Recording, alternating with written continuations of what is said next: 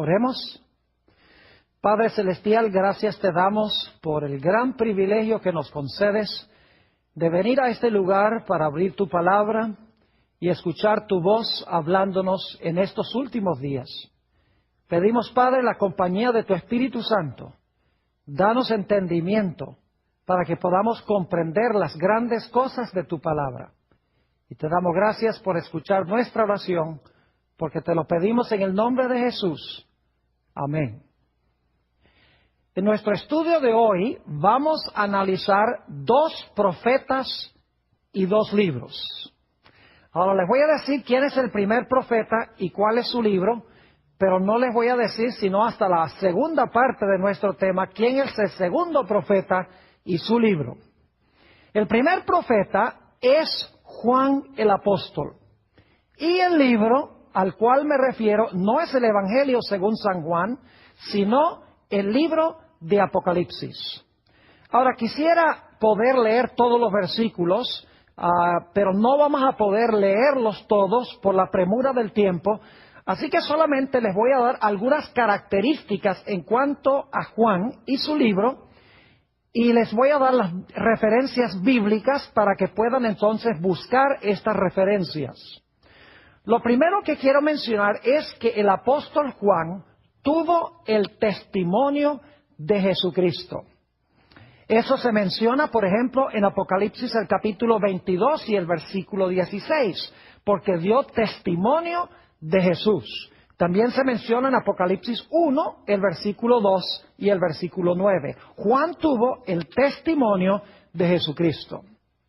En segundo lugar, quiero que notemos que el mensaje que Dios le dio a Juan en el libro de Apocalipsis, lo dio especialmente para la iglesia.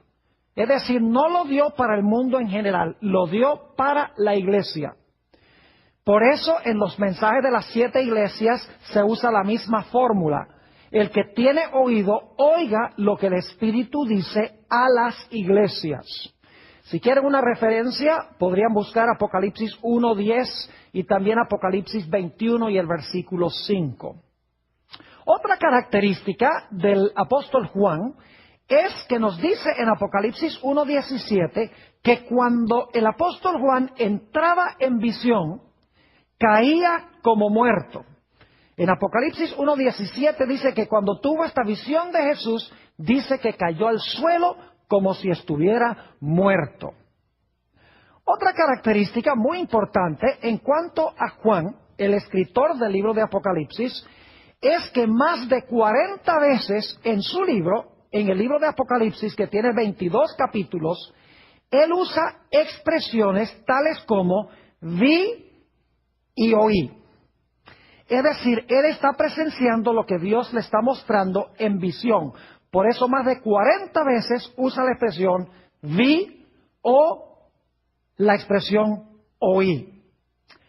La próxima característica que quiero que notemos en cuanto al apóstol Juan, cuando escribió el libro de Apocalipsis, es que obviamente su libro fue inspirado por el Espíritu Santo.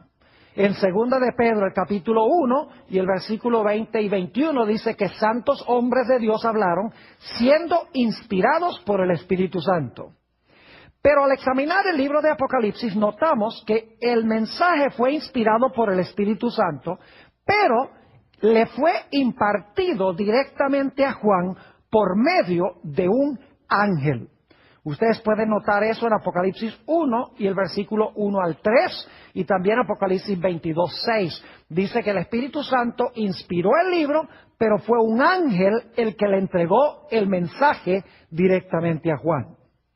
Otra característica interesante en cuanto a la experiencia de Juan cuando escribió el libro de Apocalipsis es que mientras estaba en visión, Dios le mandó a escribir lo que le estaba mostrando. Esto ustedes lo pueden notar en varias partes del libro de Apocalipsis. Apocalipsis 1:11 y también el versículo 19, Apocalipsis 19:9 y Apocalipsis 21:5, entre otros textos, dicen que Dios le mandó a Juan que escribiera lo que estaba viendo mientras estaba en visión. Otra característica interesante en cuanto a Juan es que cuando estaba en visión, Juan le hacía preguntas al ángel que le estaba dando la información. Les puedo dar un ejemplo, Apocalipsis 10 y el versículo 9, que habla de un librito que Juan debía comerse, que iba a ser dulce en la boca y amargo en el vientre. Juan comienza una conversación con su ángel, que le está revelando la información. No solo esto, sino que el libro de Apocalipsis nos dice que Juan también tuvo conversación con otros seres celestiales, fuera de los ángeles.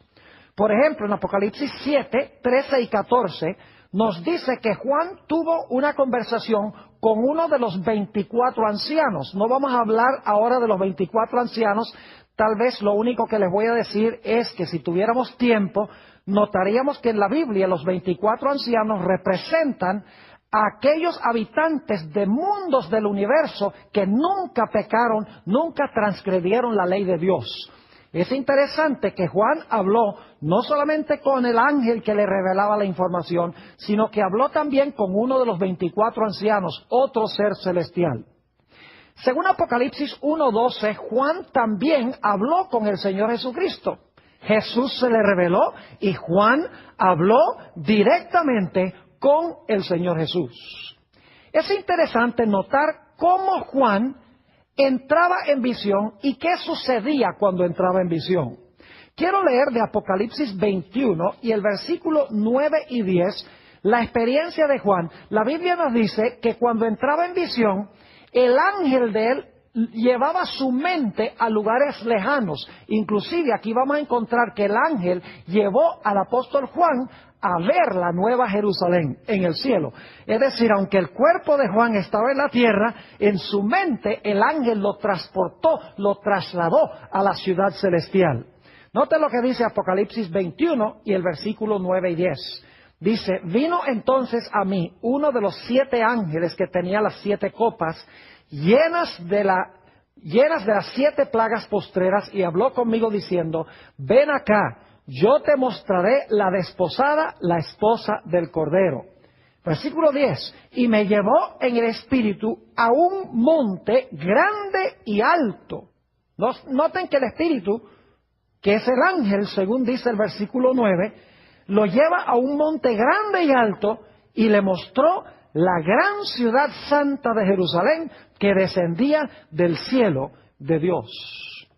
Es decir, Dios transportaba a través de su ángel a Juan en su mente a lugares lejanos, aunque él estaba físicamente en la tierra. Y esto sucede varias veces en Apocalipsis. Les doy otras referencias, Apocalipsis 1:10, Apocalipsis 4:2, Apocalipsis 17, versículo 1 y el versículo 3. Son ejemplos de cómo Juan, aunque se quedaba en la tierra físicamente, su mente era transportada a lugares lejanos.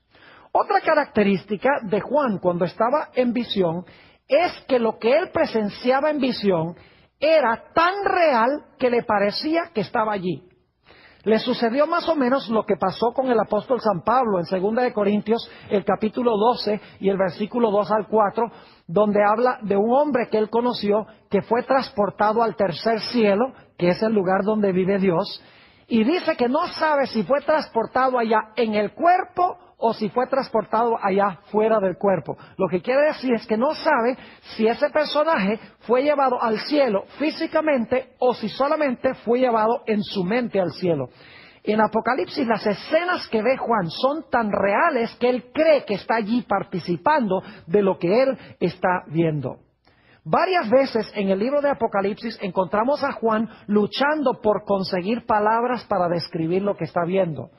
Por ejemplo, si ustedes leen Apocalipsis 15:2 y también Apocalipsis 21 y varios versículos, versículo 10, versículo 11, versículo 18 y el versículo 21, vemos que Juan está luchando por conseguir terminología, por conseguir palabras para describir lo que él está viendo, porque él está viendo escenas celestiales y no hay nada en la tierra con qué comparar esto.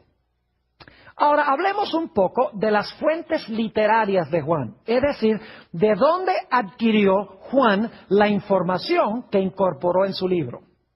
La respuesta es que Juan adquirió material para su libro de 3 diferentes fuentes. Muchas personas creen que Juan recibió todo directamente de visiones y de sueños.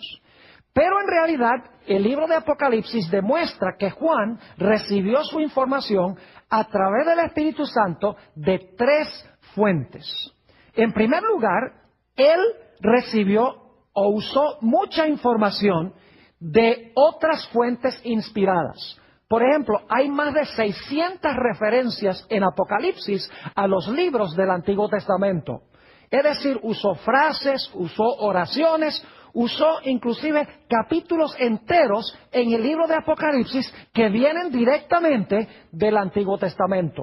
Si ustedes quieren notar algunos ejemplos, Apocalipsis 14:7, donde está el mensaje del primer ángel, dice: teme a Dios, dale gloria, porque la hora de su juicio ha llegado. Adorad a aquel que hizo el cielo, la tierra, el mar y las fuentes de las aguas. Esa cita viene del cuarto mandamiento, de Éxodo 20 y el versículo 11. Hay muchos otros ejemplos en el libro de Apocalipsis a donde frases, oraciones y palabras vienen de libros del Antiguo Testamento. Pero en segundo lugar, encontramos que Juan tomó prestado también material de otros libros de su época. No libros de la Biblia, sino libros que estaban en el territorio donde él vivía en aquella época. Algunas personas se molestan, por ejemplo, cuando descubren que el libro de Apocalipsis tiene algunas frases que vienen de algunos libros que no forman parte de la Biblia. Por ejemplo, hay algunos versículos que están en Apocalipsis que vienen del libro de Enoc o el libro de Tobías, que son libros pseudoepígrafos del Antiguo Testamento o del período intertestamental. Sencillamente Dios le dio autorización a Juan para que Juan tomara esas frases, esas oraciones, esos conceptos de esos libros y que los incorporara como lenguaje inspirado dentro de su libro. Les voy a dar un par de ejemplos para que vean cómo el apóstol Juan usó información de otras fuentes fuera de la Biblia. En el libro de Enoc, capítulo 40 y el versículo 1, dice esto: después de esto miré y vi a miles de miles y a 10,000 por 10,000. Esa frase se usa en Apocalipsis 5:11. Y vi una multitud que no se podía contar ni calcular, que estaba delante del Señor de los Espíritus. Esta es una referencia que se encuentra en Apocalipsis el capítulo 7 y el versículo 9, y se encuentra también en Apocalipsis 5 y el versículo 11, a donde se usa la frase miles de miles y 10,000 por 10,000. Es decir, Dios permitió que Juan empleara el lenguaje de otros libros que no formaban parte del canon del Antiguo Testamento, porque Dios sabía que esas frases, esas oraciones, eran de confianza y Juan las podía incorporar directamente en su libro. Tal vez uno o dos ejemplos más. Dice en el libro de Enoc, el capítulo 100 y el versículo 3, y el caballo andará hasta el pecho en la sangre de los pecadores. Si ustedes leen Apocalipsis 14 y el versículo 20, van a encontrar que los caballos están cabalgando en medio de sangre y la sangre llega hasta los frenillos de los caballos. Es un lenguaje muy semejante el que se encuentra en Enoc y el que se encuentra en Apocalipsis 14 y el versículo 20. Un ejemplo más, dice en el libro de Tobías, capítulo 3 y el versículo 16 y 17, Jerusalén será edificada con zafiros y esmeraldas, y sus muros con piedras preciosas, y sus torres, y con oro puro. Las calles de Jerusalén serán pavimentadas con berilo y rubíes, y con la piedra de Ofir. La piedra de Ofir es oro. Fíjense que antes de que Apocalipsis dijera que la calle de la ciudad era de oro, El libro de Tobías mencionaba que la ciudad iba a tener piedras preciosas e iba a tener una calle de oro. Dios sencillamente permitió que Juan tomara el lenguaje de ese libro y lo incorporara como parte del registro inspirado del libro de Apocalipsis. No significa que Tobías y Enoc fueron libros inspirados, en ningún sentido de la palabra. Significa sencillamente que en esos libros había algunas frases, algunas ideas que eran de confianza, que eran la verdad, y Dios le permitió a Juan que rescatara esas joyas de esas fuentes para incorporarlas en su libro inspirado. Es decir, Juan consiguió información dirigido por el Espíritu de Dios, primeramente de otras fuentes inspiradas de libros del Antiguo Testamento. En segundo lugar, Dios permitió que tomara prestado frases, oraciones, palabras de otras fuentes que no eran parte del Antiguo Testamento. Y en tercer lugar, Dios le dio a Juan información directa en visiones que no estaban ni en el Antiguo Testamento ni se encontraban en ningún otro libro. Es decir, Dios le dio también a Juan material fresco, material nuevo que no se encontraba en ninguna otra fuente.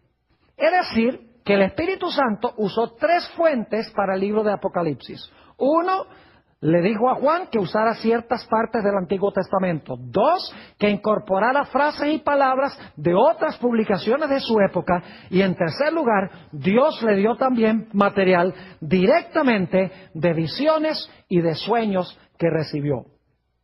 Ahora, hablemos un poquito de la ética literaria de Juan. Es decir, hablemos de las costumbres que usó Juan al incorporar su material, especialmente el material que tomó prestado de otras fuentes, a su libro. Lo primero que quiero decir es que el libro de Apocalipsis, como mencionaba, usa más de 600 referencias al Antiguo Testamento. Usa también referencias de otros libros, palabras y frases de otros libros. Pero ni una sola vez el libro de Apocalipsis le da crédito a esas fuentes. En ninguna parte dice Juan, esto lo saqué de Éxodo, esto lo saqué de Enoc, esto lo saqué de Zacarías. En ningún lugar dice de dónde tomó prestado ese material. Es decir, Juan no le da crédito a sus fuentes, aunque usó prolíficamente diferentes fuentes. Podríamos tal vez entonces decir que Juan era un plagista, es decir, que Juan tomó prestado y nunca le dio crédito a las fuentes de donde tomó prestado. Algunas personas dicen, no, pero no era costumbre en aquella época darle crédito a las fuentes que el autor usaba. Pero eso no es verdad, porque en el Evangelio según San Mateo, repetidas veces, Mateo dice, como fue dicho por el profeta Isaías, como fue dicho por el profeta Jeremías, como fue dicho por el profeta Zacarías. Es decir, Mateo le da crédito cuidadoso a los lugares de donde él adquiere su material. Pero Juan, en su libro, toma prestado de otras fuentes, toma prestado de libros del Antiguo Testamento, de otras obras literarias de su época, y nunca le da crédito a ninguna de sus fuentes. Es interesante notar que aunque Juan toma muchísimo material prestado de diferentes partes, sin embargo su libro es una obra literaria completamente nueva. Lo importante no es que toma material prestado de otras fuentes, sino lo importante es la forma como él organiza el material que él tomó de otras fuentes. Es decir, lo importante es cómo él toma todos esos pedazos de información y los incorpora en su libro. No tenemos tiempo de demostrarlo, pero en realidad el libro de Apocalipsis sigue el orden del santuario hebreo del Antiguo Testamento. El libro comienza en el atrio, luego se mueve al lugar santo, y luego se mueve al lugar santísimo, luego se cierra la puerta del lugar santísimo, caen las plagas, y entonces viene Jesús a bendecir a su pueblo. Es decir, sigue el mismo orden del santuario como se encontraba en el Antiguo Testamento. Es decir, Juan toma toda esa información que adquirió y le da una organización distinta. Tal vez les puedo dar un ejemplo para que podamos entender un poquito mejor cómo fue que Juan usó el material que tomó prestado. Quiero que se imaginen que va un constructor a Home Depot, que es un lugar donde se consiguen materiales de construcción. En realidad, imaginemos que va un constructor y luego el siguiente día va otro constructor al mismo almacén. Los dos van a construir una casa. Y van y compran madera, compran clavos, compran tejas, compran cables eléctricos, compran lámparas, compran concreto, arena, baldosas. Es decir, los dos van y compran de los mismos materiales. Pero lo interesante es que cuando ellos usan esos materiales para construir sus casas, cuando terminan, las casas son completamente distintas una de la otra. La clave no es que tomaron el material de la misma fuente, sino lo importante es cómo tomaron el material y lo juntaron. Es decir, que Juan tomó ese material y lo organizó de una forma distinta y escribió como resultado una obra maestra. Ahora, el libro de Apocalipsis es un libro simbólico, es decir, no habla en lenguaje literal, sino en lenguaje simbólico. El libro hay que descodificarlo, el libro hay que descifrar los símbolos, hay que determinar qué significan los símbolos. Hay símbolos como, por ejemplo, el falso profeta, el dragón, la ramera, el vino de la ramera, las aguas sobre las cuales se sienta la ramera, los dos testigos, el sello de Dios, la marca de la bestia, 1260 días, 7 cuernos, 7 ojos. Todo esto es lenguaje simbólico y lo que hay que hacer es descodificar o descifrar el idioma para ver qué es lo que Dios está tratando de enseñar. Es decir, el libro de Apocalipsis, de comienzo a fin, es un libro que se presenta en terminología simbólica. Ahora preguntémonos, ¿cuál es el tema central del libro de Apocalipsis? Al examinar el libro, no cabe duda alguna de que el libro de Apocalipsis tiene un tema central que corre desde el comienzo hasta el final del libro, y es el gran conflicto entre Cristo y Satanás. Y en ese gran conflicto, el libro de Apocalipsis enfatiza que Cristo vencerá y finalmente destruirá a Satanás y a sus huestes. Por ejemplo, en Apocalipsis el capítulo 12, solamente como un ejemplo de los muchos que podríamos usar, encontramos la batalla de Satanás en primer lugar contra una mujer que tiene un niño en su vientre, es decir, quiere destruir al niño cuando nazca. Se le escapa al niño, que resulta ser Jesús, es arrebatado a Dios y a su trono. Y luego entonces nos dice que Satanás se lanza contra la mujer que trajo a este mundo, al niño. Y luego entonces, al final del capítulo 12, dice que Satanás se lanza en contra del remanente final de esa mujer. Y ese remanente final guarda los mandamientos de Dios y tiene el testimonio de Jesucristo. Es decir, el tema central de Apocalipsis es la gran batalla entre Cristo y Satanás y la gran victoria final de Cristo sobre Satanás junto con su pueblo. Ahora necesitamos tratar una o dos cosas más en cuanto a este primer profeta y su libro antes de pasar a hablar del segundo profeta. El libro de Apocalipsis, como mencionaba, es un libro cuidadosamente organizado. Consta de 2 mitades con un centro muy especial. La primera mitad del libro de Apocalipsis es de énfasis histórico, es decir, el énfasis está sobre la historia de la Iglesia desde los tiempos apostólicos hasta el tiempo del fin. La primera mitad de Apocalipsis tiene 7 iglesias, 7 sellos y 7 trompetas. Las 7 iglesias, los 7 sellos y las 7 trompetas cubren el mismo periodo de tiempo desde los tiempos apostólicos hasta el final de la historia, pero cada serie presenta la historia desde una perspectiva un poco diferente. Es decir, que la primera mitad de Apocalipsis, desde el capítulo 1 hasta el capítulo 9, presenta énfasis histórico. La segunda mitad del libro de Apocalipsis, que es desde el capítulo 12 hasta el capítulo 22, se enfoca no tanto en el desarrollo histórico de la Iglesia, sino que se enfoca en el conflicto y la crisis final que va a afrontar la iglesia. Por ejemplo, la última parte del libro de Apocalipsis tiene que ver con el levantamiento del dragón, el levantamiento de la bestia, el levantamiento del falso profeta, los mensajes de los 3 ángeles que van a ir a todo el mundo, el cierre de la puerta de la gracia en el capítulo 15, las plagas y el tiempo de angustia, la segunda venida del Señor Jesucristo, el milenio y luego el cielo nuevo y la tierra nueva. Es decir, que la última mitad del libro de Apocalipsis es de énfasis casi totalmente profético, se enfoca en eventos del tiempo del fin. Es decir, que Apocalipsis tiene estas 2 mitades. La primera mitad de énfasis de la historia de la iglesia y la segunda mitad enfocándose especialmente en los eventos finales.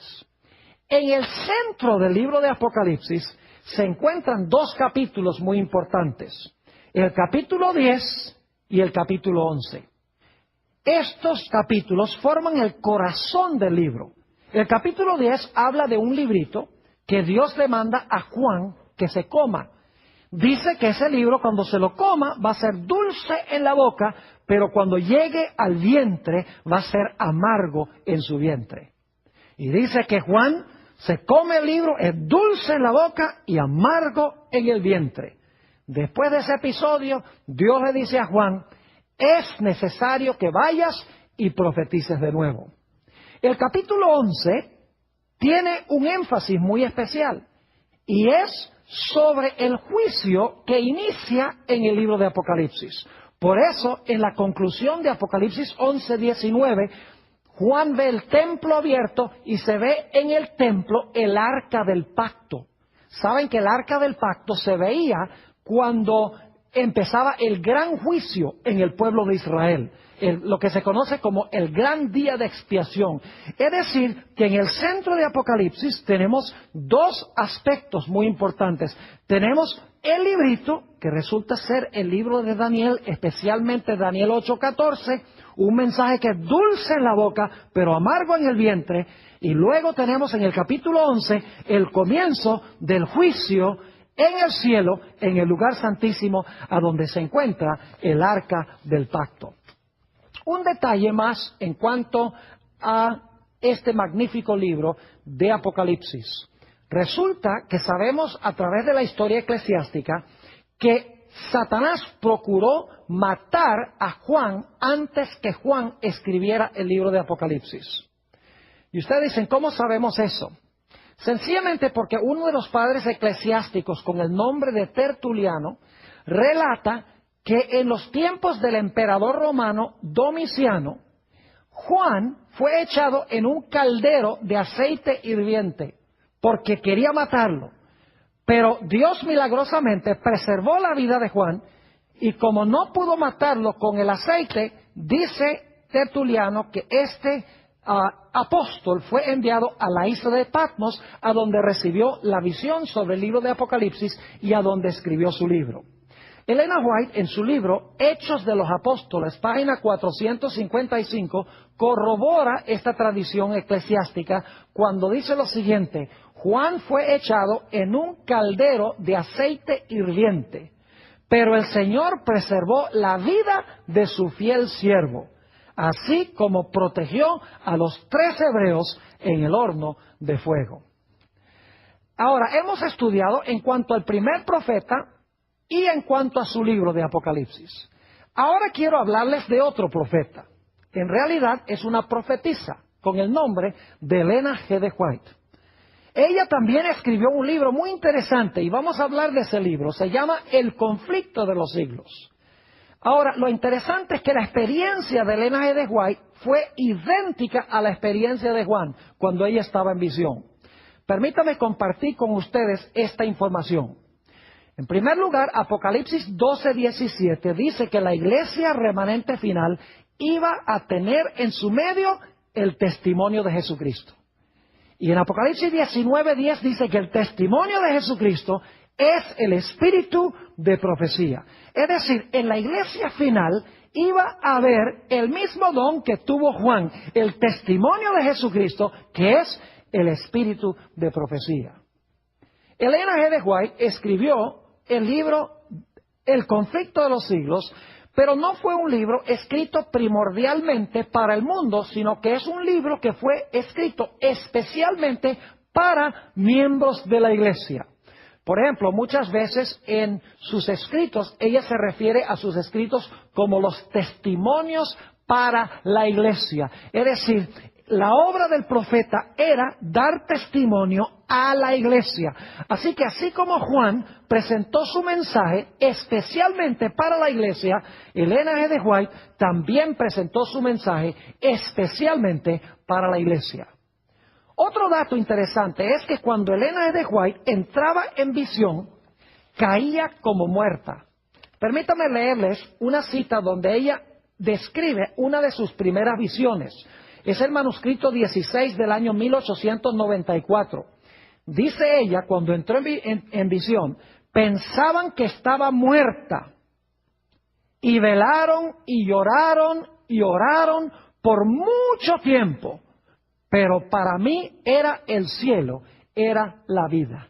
Es decir, al igual que Juan en Apocalipsis, cuando Elena G. de White entró en visión, dice que cayó como muerta, y la gente en realidad creía que estaba muerta. Los testigos dicen que Elena G. de White no respiraba, así como Daniel, cuando entraba en visión, no respiraba.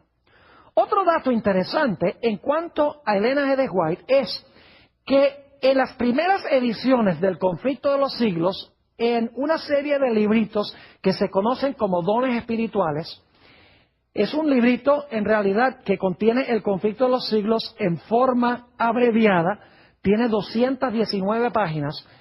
Una vez, por lo menos, cada página, Elena G. de White usa expresiones tales como vi o me fue mostrado. La misma expresión que usó Juan en su libro más de 40 veces, Elena G. de White en el libro Dones Espirituales, que es el precursor del libro que tenemos hoy, El conflicto de los siglos, ella usó la expresión vi o me fue mostrado. Otro dato interesante en cuanto a Elena G. de White es que, aunque su mensaje fue inspirado por Dios, el mensaje le era entregado por un ángel. Se refería a su ángel como mi ángel acompañante, lo llamaba mi guía o mi instructor.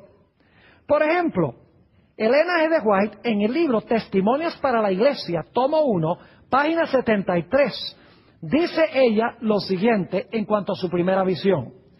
Hasta el momento de mi primera visión, no podía escribir. Mi mano temblorosa no era capaz de sostener con firmeza la pluma. Mientras estaba en visión, el ángel, noten esto, el ángel me mandó que escribiera la visión. Mientras estaba en visión, fíjense, el ángel la mandó que escribiera la visión. Yo obedecí y pude escribir libremente, mis nervios fueron fortalecidos y mi mano se tornó firme. Interesante que el mensaje le fue impartido por su ángel acompañante. Interesante que cuando estaba en visión, el ángel le decía, escribe mientras estás en visión. Otro dato interesante en cuanto a Elena G. de White es que cuando estaba en visión le hacía preguntas a su ángel. Noten, por ejemplo, esta cita que se encuentra en Primeros Escritos, página 40. Dice ella, no podía sufrir el pensamiento de volver a este mundo tenebroso. El ángel me dijo entonces, debes volver, y si eres fiel, tendrás con los 144,000 el privilegio de visitar todos los mundos y ver la obra de las manos de Dios. Fíjense que ella le está pidiendo al ángel que la deje quedarse allá, y el ángel le dice, no tienes un mensaje que impartir, tienes que regresar. Pero a Elena G. de White también se le dio el privilegio de hablar con seres de otros mundos que nunca pecaron. Por ejemplo, una vez visitó un planeta a donde le preguntó a uno de los habitantes por qué eran tanto más hermosos que los habitantes de la Tierra. Y esto es lo que le respondió ese habitante, Primeros Escritos, página 40. Le dijo, hemos vivido en estricta obediencia a los mandamientos de Dios y no incurrimos en desobediencia como los habitantes de la Tierra.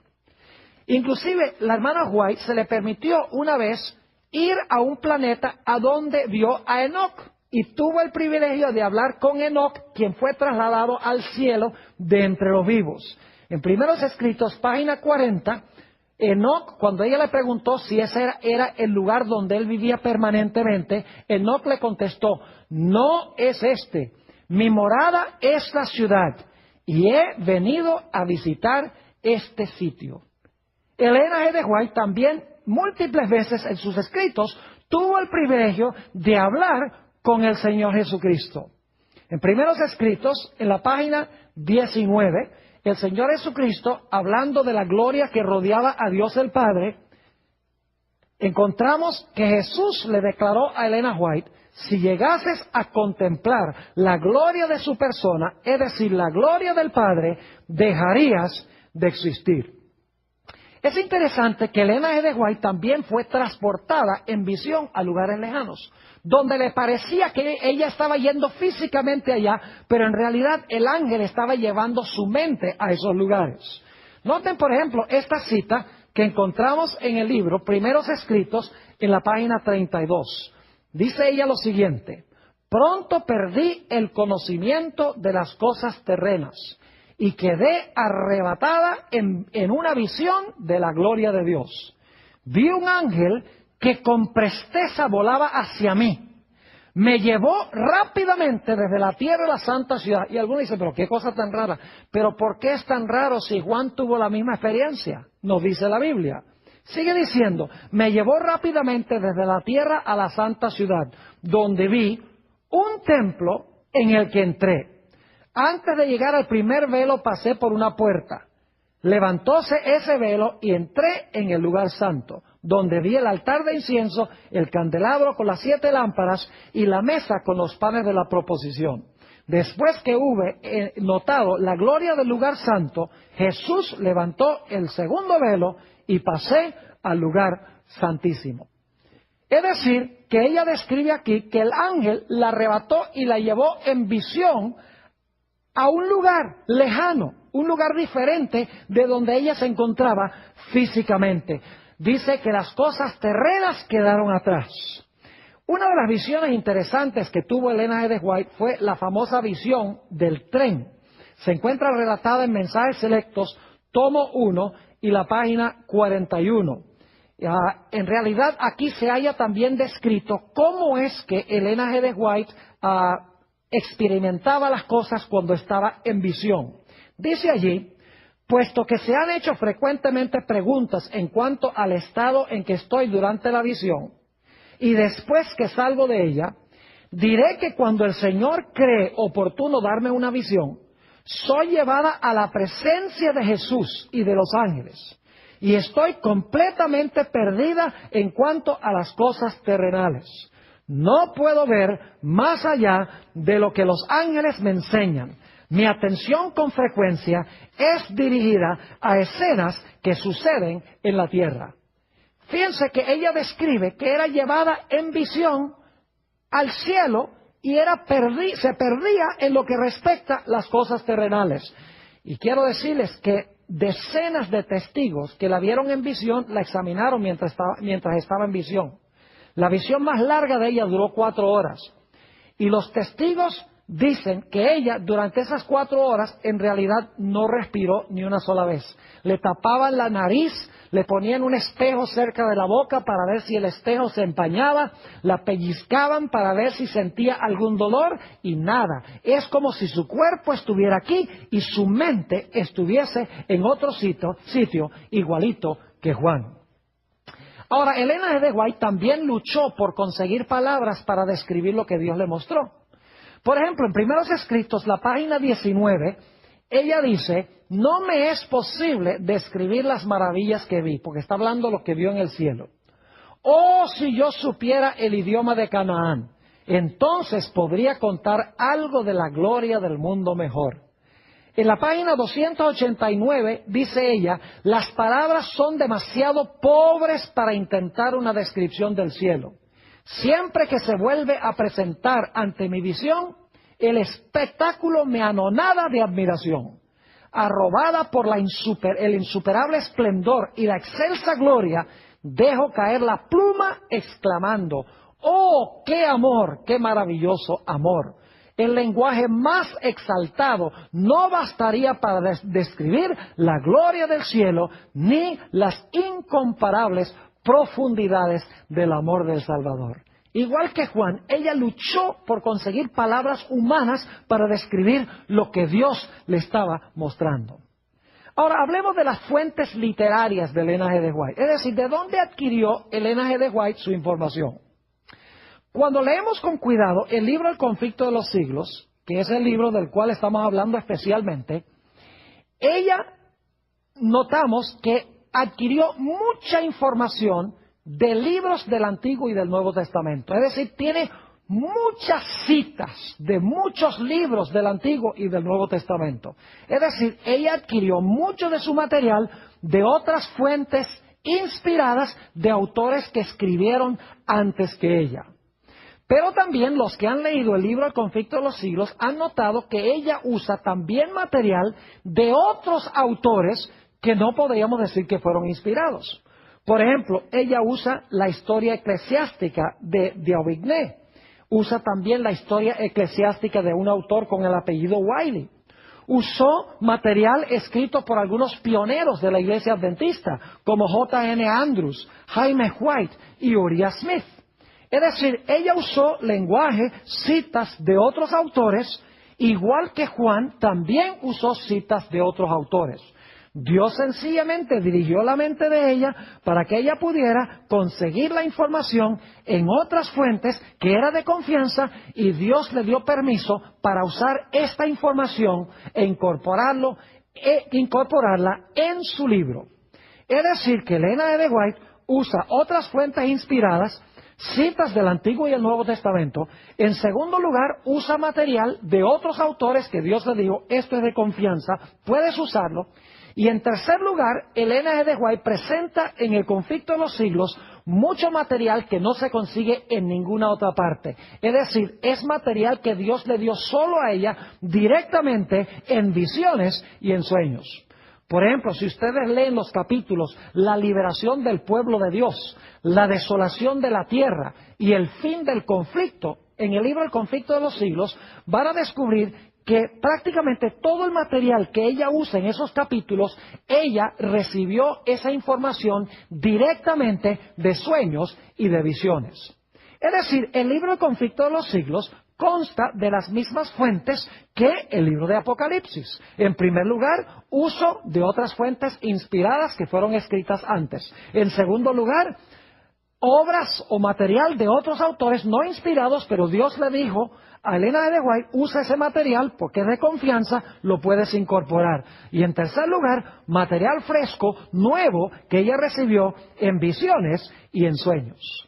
Ahora hablemos un poco de la ética literaria de Elena G. de White. ¿Cómo eran sus costumbres literarias? En sus obras originales, porque El conflicto de los siglos que tenemos hoy tuvo un proceso de desarrollo. Primero se llamó Dones Espirituales, luego después se llamó Espíritu de Profecía, tomo 4, y luego entonces El conflicto de los siglos plenamente desarrollado que tenemos hoy. En las primeras ediciones del conflicto de los siglos, es decir, en Dones Espirituales y en el tomo 4 de Espíritu de Profecía, Elena G. de White no le dio ningún crédito a ninguna de las fuentes que ella usó. Nunca citó de dónde venía del Antiguo o del Nuevo Testamento, nunca dijo de dónde vino el material de otros autores. En el conflicto de los siglos que tenemos hoy en día, ya la gente le había dicho, es mejor que incorpores los versículos de la Biblia e incorpores de dónde estás adquiriendo el material, y entonces ella incluyó las referencias bíblicas y también incluyó las referencias de los otros libros que ella empleaba. Pero en las primeras ediciones, ella, como Juan, no usó ninguna referencia de dónde estaba adquiriendo el material. Ahora, Elena G. de White no estaba tratando de ocultar de dónde había adquirido ese material. Algunos la acusan de plagio. Dicen, la hermana White usó citas de otros autores y nunca les dio crédito. Bueno, tendríamos que decir entonces que Juan el apóstol también fue un plagista, porque usó montones de material de otros autores y nunca les dio crédito tampoco. El hecho es que la hermana White nunca hizo esto ni lo escondió no dijo, yo voy a tomar prestado, ojalá que nadie me descubra. Nunca fue así. Ella anunció públicamente que en el conflicto de los siglos ella estaba usando material de otras fuentes. Por ejemplo, en el conflicto de los siglos, la página 14, ella dice lo siguiente: en algunos casos, cuando he encontrado que un historiador había reunido los hechos y presentado en pocas líneas un claro conjunto del asunto, es decir, del asunto que ella había visto, o agrupado los detalles en forma conveniente, he reproducido sus palabras. No tanto para citar a esos escritores como autoridades, sino porque sus palabras resumían adecuadamente el asunto. Y luego dice, y al referir los casos y puntos de vista de quienes siguen adelante con la obra de reforma en nuestro tiempo, es decir, de otros autores, me he valido en forma similar de las obras que han publicado. Es decir, en la misma introducción al conflicto de los siglos, ella dice, yo usé material de otros autores, yo usé material de nuestros pioneros, lo he incorporado en mi libro, no porque son autoridades, sino porque lo que ellos escribieron cuadra perfectamente con lo que Dios me ha mostrado en visión. Es decir, que Elena G. White siguió un proceso muy parecido al proceso de Juan. En primer lugar, nunca le dio crédito a las personas que ella citó. Pero no podríamos decir que fue plagista porque no quería esconder ese hecho, sino que usaba el lenguaje porque habían escrito en forma fidedigna y para qué ella iba a perder tiempo escribiendo lo mismo, fresco y nuevo, si ya se había escrito. Ahora quiero decirles que el libro de El conflicto de los siglos es una obra maestra literaria. En realidad, El conflicto de los siglos es un libro de Apocalipsis descifrado o descodificado. Cuando hablamos sobre Juan y sobre el libro de Apocalipsis, notamos que el libro de Apocalipsis está presentado en forma de símbolos y de figuras. Por ejemplo, nos dimos cuenta que Juan habla del dragón, la bestia, el falso profeta, vino, aguas, testigos, marcas, sello, etc. Elena G. White no usa los símbolos, sino que ella interpreta los símbolos, es decir, ella descifra o descodifica los símbolos. El conflicto de los siglos, en otras palabras, es el libro de Apocalipsis descifrado o descodificado.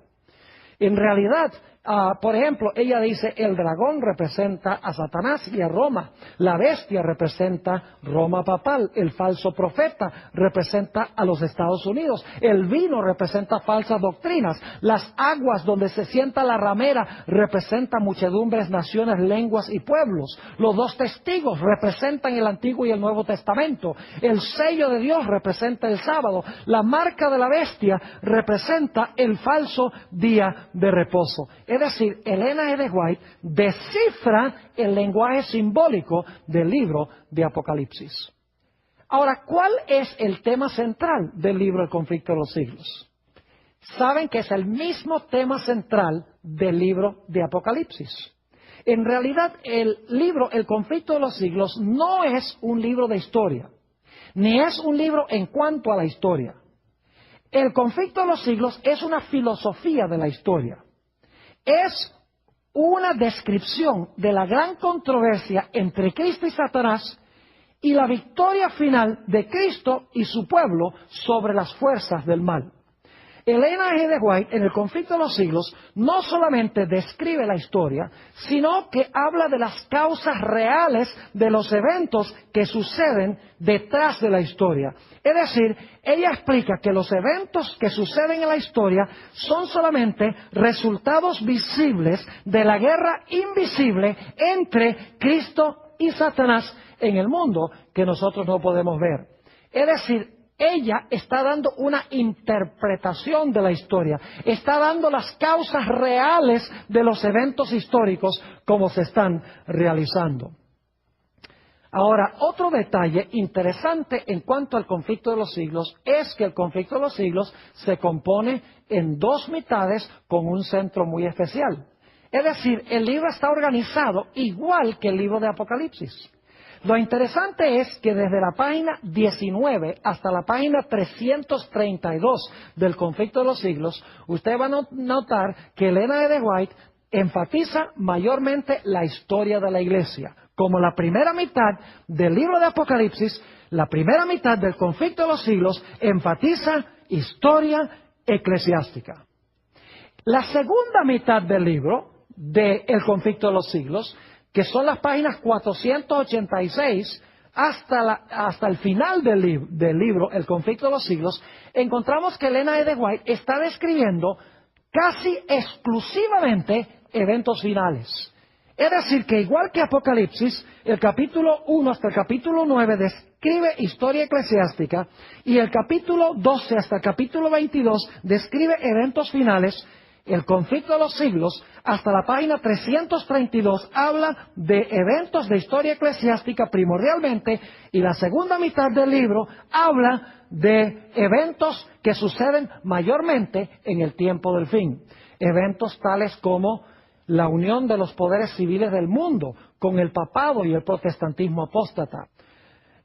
Eventos tales como los mensajes de los 3 ángeles que se proclaman al mundo. Eventos tales como el tiempo de angustia, la liberación del pueblo de Dios, la segunda venida, el milenio y el cielo nuevo y la tierra nueva. Es decir, el Conflicto de los Siglos termina con el cielo nuevo y la tierra nueva en el mismo sitio a donde terminó el libro de Apocalipsis. Ahora, lo interesante es que en el puro centro del libro, en el mero centro del libro, El Conflicto de los Siglos, se encuentran 2 grandes eventos que describe Elena G. White. En más de 100 páginas, ella comenta en el centro del Conflicto de los Siglos, en primer lugar,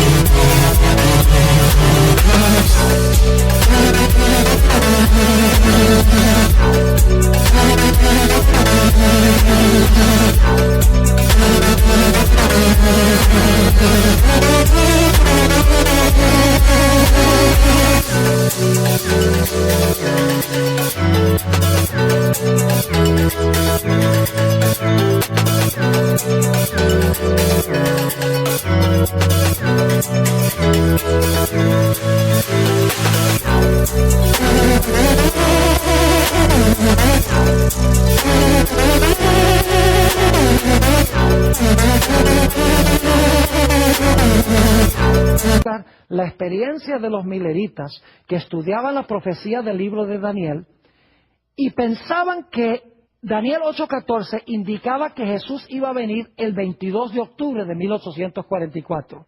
Para ellos eso fue un mensaje dulce de que Jesús iba a venir en poder y gloria el 22 de octubre de 1844.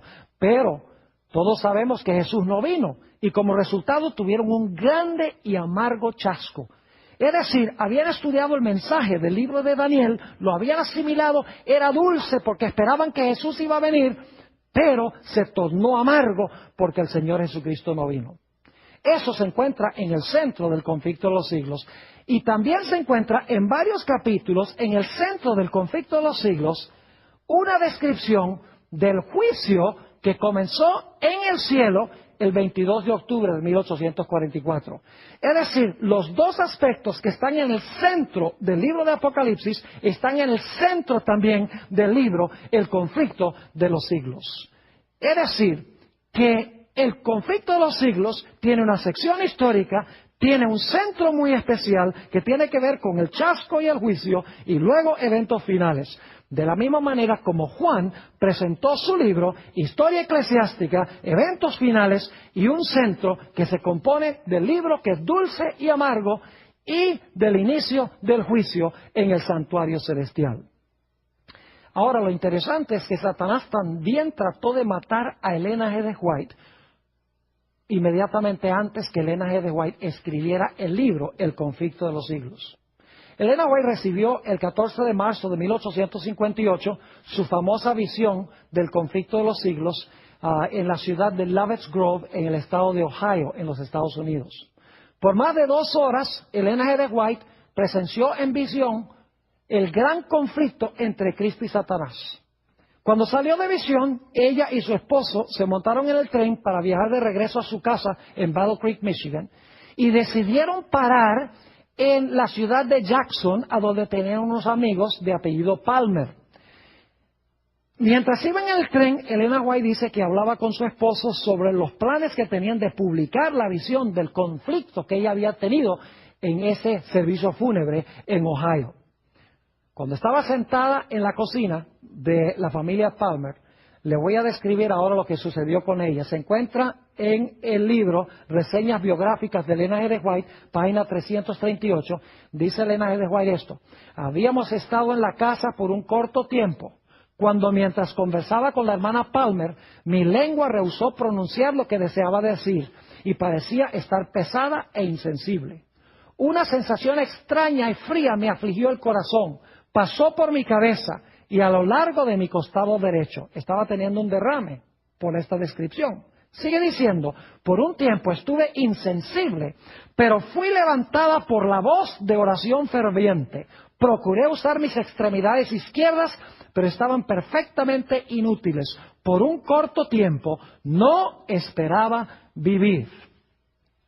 Ahora podríamos decir, bueno, ella sencillamente tuvo un derrame, tuvo un stroke, tal vez porque no tenía una buena constitución fisiológica. Pero en realidad, unos pocos meses después, encontramos que Dios le reveló a ella lo que había pasado en la ciudad de Jackson.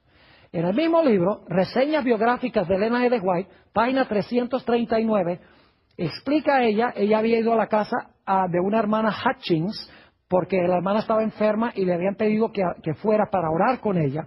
Dice ella...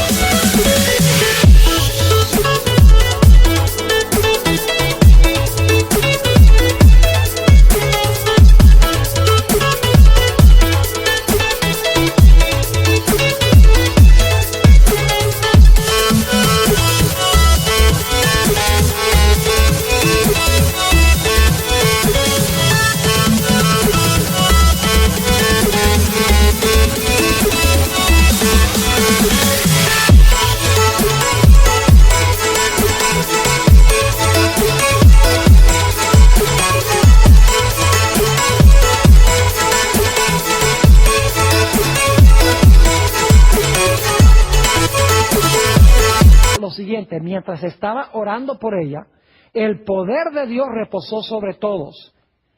Y al caer sobre mí, fui arrebatada en visión. Es decir, cuando el Espíritu y el poder de Dios cayeron sobre ella, fue arrebatada en visión. En esa visión se me mostró que el ataque repentino que tuve en Jackson era la intención de Satanás quitarme la vida a fin de impedir la obra que iba a escribir. Pero los ángeles de Dios fueron enviados para rescatarme. También vi, entre otras cosas, que iba a ser bendecida con mejor salud que la que tenía antes del ataque en Jackson.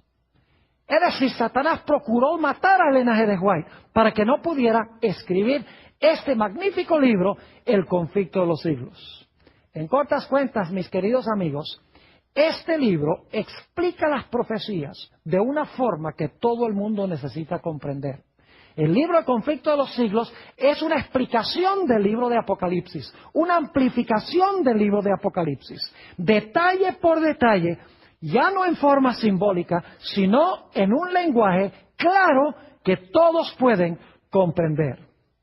Por esa razón, el diablo quería impedir que se escribiera este libro, porque el diablo odia este libro porque muestra y revela sus artimañas y sus estrategias en estos últimos días. Si usted desea recibir un ejemplar puede escribirnos a la dirección que aparece en pantalla al final de esta presentación.